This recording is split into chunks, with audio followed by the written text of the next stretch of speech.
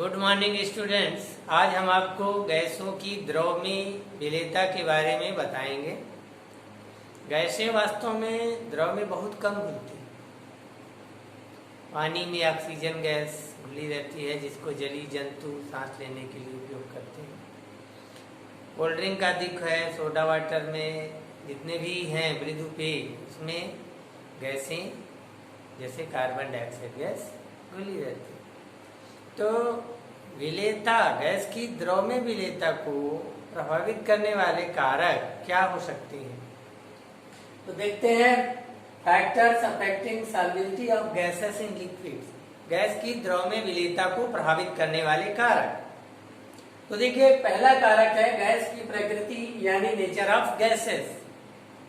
तो nature of gases का मतलब होता है कि जो गैसें आसानी से द्रवित हो जाती हैं, आसानी से लिक्विड में चेंज हो जाती हैं, वह गैसें जैसे अमोनिया है, हाइड्रोजन क्लोराइड गैस है और सल्फर डाइऑक्साइड गैस है। तो आसानी से द्रवित होने वाली जो गैसें हैं वो क्या होती है? ज्यादा घुलती हैं, उनकी ज्यादा मात्रा किसी भी द्रव में घुल जाती है। और जो गैसें कठिनाई से द्रवित होती हैं उनकी विलेयता कम होती है। जैसे हाइड्रोजन, ऑक्सीजन और नाइट्रोजन गैस ये आसानी से द्रवित नहीं होती हैं, इनका लिक्विफिकेशन जो होता है कठिनाई से होता है, इसलिए किसी भी द्रव में ये कम सॉल्युबल होती है, कम घुलती है। दूसरा फैक्टर आता है प्रभावित करने वाले कारकों में टेम्परेचर का इफेक्ट। सॉल्युबिलिटी पर टेम्परेचर का क्या इफेक्ट पड़ता है? तो यहाँ पर देखिए, लीज़ा-देरिये का सिद्धांत स्पष्ट रूप से हमको बताता है कि ताप का गैस की द्रव में विलेयता पर ताप का क्या प्रभाव पड़ेगा। तो देखिए, किसी भी गैस को जब किसी भी विलायक में मिलाते हैं उसके घुलने की क्रिया होती है, तो घुलने की जो क्रिया है वो क्या है? एक्सोथर्मिक है, ऊष्माक्षेपी प्रक्रम है। देखिए आप, ऊष्मा उत्पन्न हो रही, ऊष्माक्षेपी प्रक्रम है, और ऊष्माक्षेपी प्रक्रम होने के कारण क्या होगा? उसकी जो पश्चिम दिशा में, बैकवर्ड डायरेक्शन में जो प्रोसेस हो रहा है, गैस के अणुओं का जो विलयन में उपस्थित है वो फिर से विलयन से पृथक हो रहे हैं, अलग हो रहे हैं। तो वो क्या है? विपरीत क्रिया कैसी है? एंडोथर्मिक है, मतलब ऊष्मा शोषी है। तो लीज़ा-देरिये का सिद्धांत कहता है कि ताप बढ़ाने पर कोई भी प्रक्रम अगर गतिक साम्य में है तो उस दिशा में तेजी से संपन्न होता है जिस दिशा में वो एंडोथर्मिक हो, अर्थात ऊष्मा शोषी हो। तो ताप बढ़ाएंगे तो विपरीत क्रिया, विलयन बनने की जो विपरीत क्रिया है, विपरीत प्रक्रम है, वो संपन्न होगा तेजी से, जिससे कि गैस की विलेयता क्या हो जाएगी? ताप बढ़ाने से घट जाएगी। ताप बढ़ाने पर गैस की विलेयता क्या होती है? घटती है। यानी सॉल्युबिलिटी जो है, सॉल्युबिलिटी ऑफ गैसेस जो है वो टेम्परेचर के क्या है? इनवर्सली प्रोपोर्शनल है, ताप के व्युत्क्रमानुपाती है। ताप बढ़ाएंगे विलेयता गैस की कम हो जाएगी। तीसरा कारक है दाब। गैस के दाब का गैस की विलेयता पर क्या प्रभाव पड़ता है? तो गैस के दाब को बताने के लिए यहाँ पर हम ये देखते हैं कि जैसे मान लीजिए कि यहाँ चित्र में नीचे का जो भाग है वो किसको प्रदर्शित कर रहा है? विलयन को प्रदर्शित कर रहा है, और ऊपरी भाग जो है गैस के अणु। यहाँ पर गैस के अणुओं और विलयन के बीच एक गतिक साम्य स्थापित है। मतलब जिस गति से गैस के अणु जो है विलयन में जा रहे हैं, उसी प्रकार गति से विलयन में जो गैस के अणु हैं वो फिर से विलयन से पृथक हो रहे हैं और गैसीय रूप में आ रहे हैं।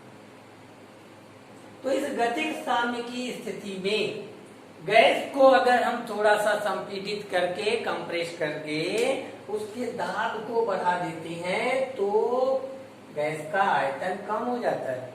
दाब बढ़ाने पर गैस का आयतन क्या होता है? कम होता है। ये किसका नियम है? बायल का नियम है। बायल का नियम कहता है कि जो प्रेशर और वॉल्यूम है वो इनवर्सली प्रोपोर्शनल होता है। दाब बढ़ाने पर आयतन कम होता है, ये बॉयल का नियम। तो जैसे ही हमने गैस का दाब बढ़ाया तो गैस के अणुओं का आयतन यहाँ पर क्या हो गया, कम हो गया। गैस के अणु पास पास आ गए, जिससे उनके टकराव के कारण आपस में टकराव बढ़ेगा। गैस के अणुओं का नजदीक आने के कारण, तो उस टकराव के कारण गैस के अणुओं का विलयन में यानी विलायक में घुलने का गति जो होगी तेजी से संपन्न। मतलब दाब जब बढ़ाए तो विलेयता क्या हो गई, बढ़ गई। यानी विलयन में विलेय गैसों के मोल फ्रैक्शंस जो हो गए वो बढ़ गए। तो यही निष्कर्ष निकला, यही तो हेनरी का नियम है कि गैस का जब आंशिक दाब बढ़ाया जाता है, पीबी आंशिक दाब है, गैस का आंशिक दाब पीबी हमने लिया है, और गैस के अणुओं का जो मोल फ्रैक्शन है जो विलयन में घुल रहे हैं वो XB है। तो जैसे ही हमने गैस का दाब बढ़ाया तो गैस के अणुओं का आंशिक दाब बढ़ने के कारण विलयन में गैस के मोल फ्रैक्शंस जो हो गए बढ़ गए। गैस के मोलों की संख्या यानी अणुओं की संख्या विलयन में बढ़ने लगी, मतलब विलेयता क्या हो गई, बढ़ गई। तो हेनरी का नियम यही है कि दाब बढ़ाने पर किसी भी गैस की द्रव में विलेयता बढ़ जाती है। तो जब भी यहाँ पर दाब बढ़ाया गैस का तो विलेयता क्या हो गई, बढ़ेगी। Mole fraction of gases in solution क्या हो जाता है, बढ़ जाता है। तो PB directly proportional to XB, यानी प्रेशर जो है मोल फ्रैक्शन के डायरेक्टली प्रोपोर्शनल है। तो प्रेशर ऑफ जो आंशिक दाब होगा वो बराबर होगा KH, हेनरी नियतांक है, तो आंशिक दाब बराबर होगा हेनरी नियतांक गुणित विलयन में विलेय के अणुओं का मोल प्रभाव। और यहाँ पर हम विलेय के अणुओं का मोल प्रभाव अगर देखते हैं तो वो बराबर होता है गैस के अणुओं का मोल प्रभाव यानी गैस की विलेयता, वो बराबर हो गया गैस का आंशिक दाब बटे गैस का हेनरी नियतांक। तो हर विलेय गैस का किसी भी विलायक में एक निश्चित हेनरी नियतांक का मान होता है।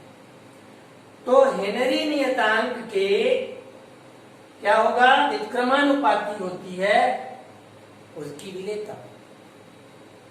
यानी हेनरी नियतांक अगर ज्यादा होगा तो गैस की विलेयता क्या होगी, कम होगी। हेनरी नियतांक अगर ज्यादा होगा तो विलेयता क्या हो जाएगी, कम हो जाएगी। क्योंकि अणुओं के जो मोल फ्रैक्शंस हैं, विलेय गैसों का मोल फ्रैक्शन वही उसी के रूप में विलेयता को प्रदर्शित करते हैं। तो गैस के अणुओं का मोल फ्रैक्शन अगर विलयन में बढ़ गया तो हेनरी कांस्टेंट बढ़ने के कारण भी बढ़ जाता है। तो इस प्रकार से देखें कि विलयन गैस की द्रव में विलेयता क्या है, उसको प्रभावित करने वाले कारक क्या हैं, गैस की प्रकृति, ताप और दाब, हेनरी नियतांक और हेनरी के नियम को हमने समझा। कल हम द्रव का द्रव में विलयन के बारे में आपको बताएंगे। धन्यवाद।